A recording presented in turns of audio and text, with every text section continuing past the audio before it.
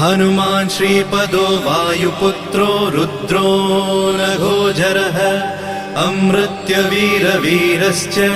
ग्रामवासो जनाश्रयः धनदो निर्गुणः शूरो वीरो निधिपतिर्मुनिः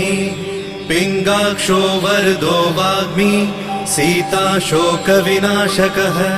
शिवः शर्वत्परो व्यक्तो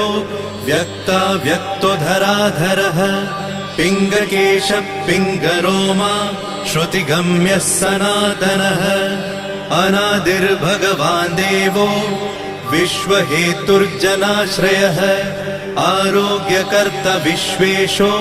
विश्वनाथो हरीश्वरः भर्गो रामो रामभक्तः कल्याणप्रकृतिस्थिरः विश्वम्भरो विश्वमूर्तिर्विश्वाकारश्च